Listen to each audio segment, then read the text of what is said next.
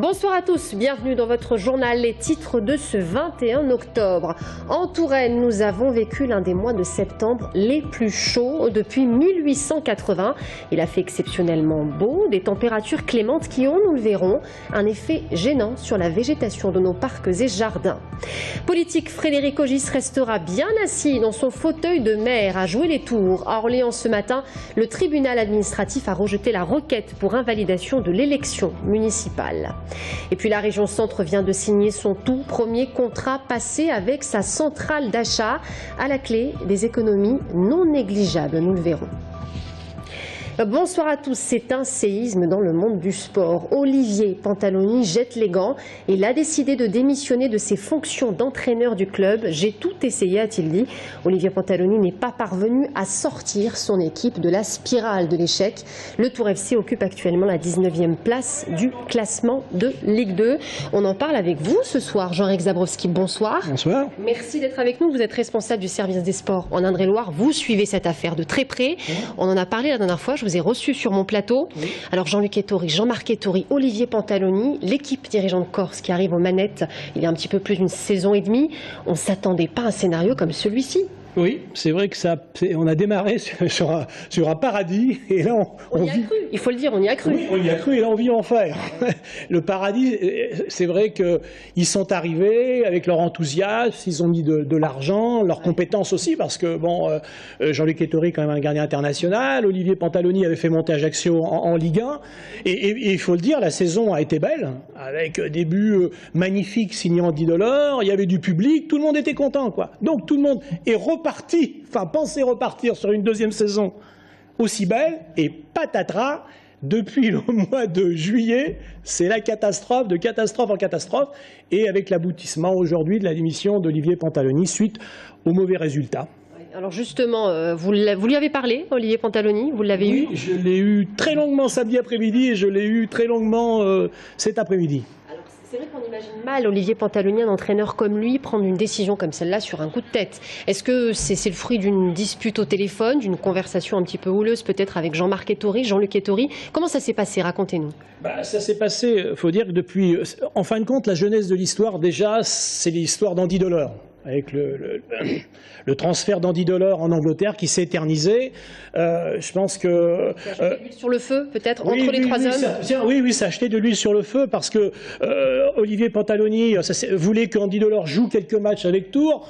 Jean-Marc Ettori a dit non, s'il se blesse, on va perdre 4 millions d'euros. Finalement, Andy Delors a joué, mais ça a créé un climat délétère. Oui. Et après, les défaites se sont un peu succédées. Accumulées, oui. Et là, il y a encore plus d'huile sur le feu. Et aujourd'hui, effectivement, ça aboutit à une sorte de mélodrame, avec finalement une issue classique dans le sens où quand une équipe a de mauvais résultats, généralement c'est l'entraîneur qui trinque, partant du principe qu'on ne peut pas virer tous les joueurs, donc on vire l'entraîneur. Sauf que là, c'est pas si classique que ça, parce que c'est l'entraîneur qui démissionne de lui-même. Et pour répondre à votre question, vendredi dernier contre Nîmes, on avait déjà soupçonné cette issue, parce que Olivier Pantaloni en conférence de presse a dit « j'ai tout fait, je me sens impuissant ». Si on veut changer d'entraîneur, c'est ce qu'il disait aussi. Oui, il dit ça fait partie des us et coutumes de la Ligue 2. Voilà, quand les résultats sont pas là, c'est l'entraîneur et je suis prêt à... Donc les rapports sont très mauvais entre les trois hommes, là, en ce moment? C'est-à-dire, en fin de compte, il faut savoir effectivement que Jean-Luc Ettori, ça s'est détérioré beaucoup ces dernières semaines. Jean-Luc Ettori est un peu en réserve de la République. C'est Jean-Marc Ettori qui a vraiment pris le manche. Il faut savoir que Jean-Luc Ettori, au départ, était président délégué. Jean-Marc Ettori était censé être en Corse, voir ça de loin. Finalement, depuis l'affaire Andy Delors aussi, il a pris le taureau par les cornes, il s'occupe de tout. Voilà. Et il y a une grande animosité aujourd'hui, beaucoup de rancœur entre Olivier... les conditions de son départ, est-ce qu'on en sait un petit peu plus? Les conditions de son départ, c'est simple, il part sans indemnité. Si Olivier Pantaloni avait dit je reste et si le club avait dit non, on te limoge, c'était 300 000 euros. Voilà, 300 000 euros, et c'est pas compliqué, le Tour FC ne pouvait pas les payer. parce qu'on sait qu'il y a, il y a des problèmes de financiers, de Pour le trésorerie. moment, c'est Alex Dujeu, son adjoint, qui va reprendre les rênes de l'équipe. Voilà, donc il y a de la continuité dans le changement ou vice-versa. Alex Dujeu est quelqu'un de très connu. C'est à peu près dans le même état d'esprit que... c'est pas non plus une révolution de palais. Il est dans le même état d'esprit qu'Olivier Pantaloni. C'est quelqu'un d'intelligent, d'ouvert. Il a joué en Ligue 1, Ligue 2. Il a joué au club quelques années. Il était entraîneur des U19. Il est maintenant entraîneur adjoint d'Olivier Pantaloni. Oui. C'est une solution apparemment qui n'est pas faite pour durer, d'après ce que j'ai compris. Et nous verrons en tout cas comment ça se passe. Olivier Pantaloni, l'entraîneur du Tour FC, donc démissionne. On vient de l'apprendre. Merci beaucoup, Jean-Marc Zabrowski, pour nous avoir éclairé sur cette situation que nous allons suivre de près, c'est certain. Il ne fait pas très beau, certes, mais il fait chaud. L'automne tarde à s'installer. Selon la NASA, le mois de septembre 2014 a été le plus chaud des mois de septembre dans le monde depuis 1880. En Touraine, pas tout à fait, mais septembre a été particulièrement chaud, avec une température moyenne de 18 degrés, soit 2 degrés de plus que la moyenne habituellement constatée.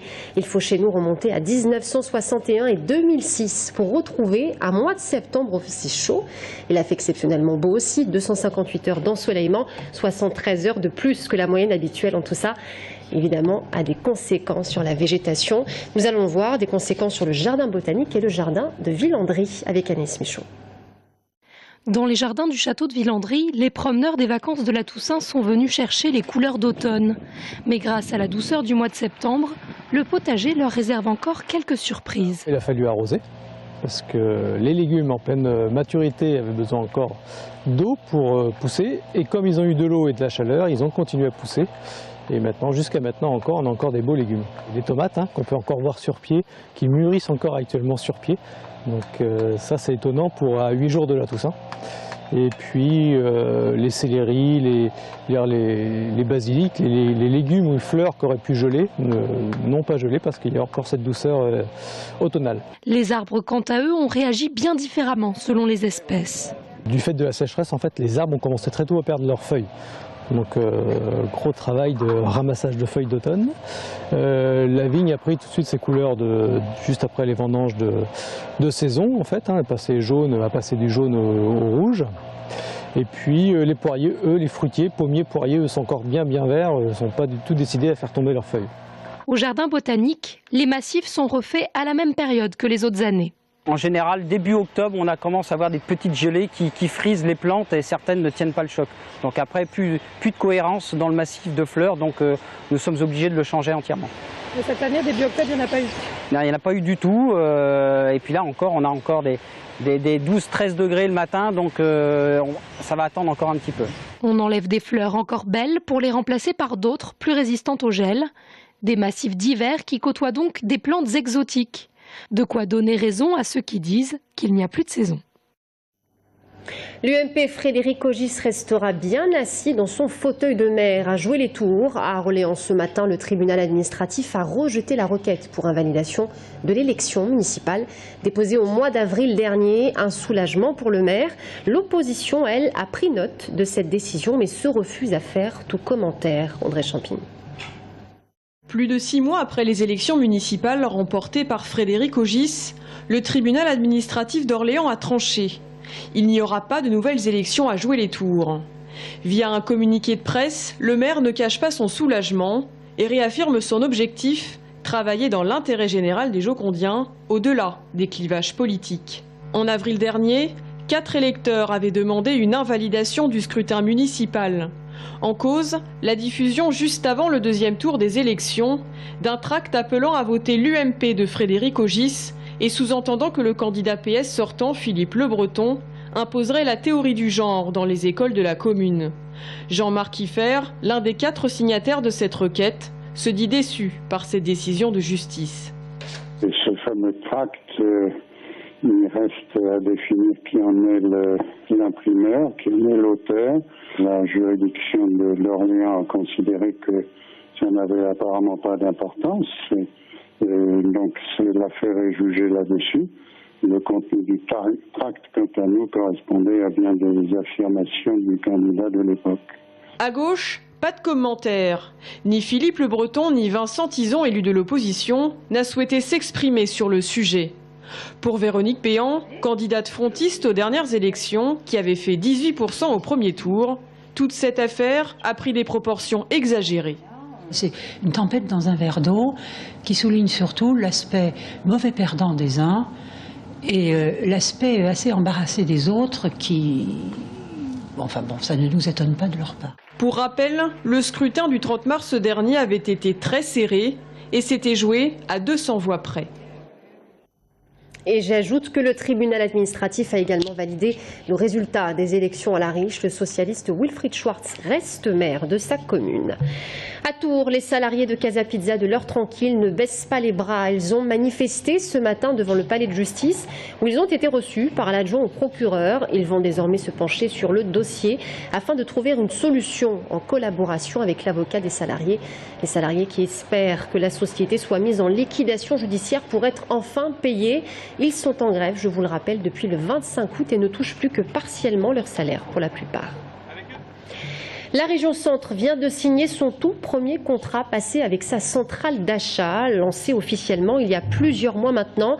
La centrale d'achat de la région Centre a vocation à gérer notamment tous les achats de services régionaux. Objectif, optimiser les dépenses publiques en regroupant différents achats. La centrale de notre région regroupe aujourd'hui 150 adhérents.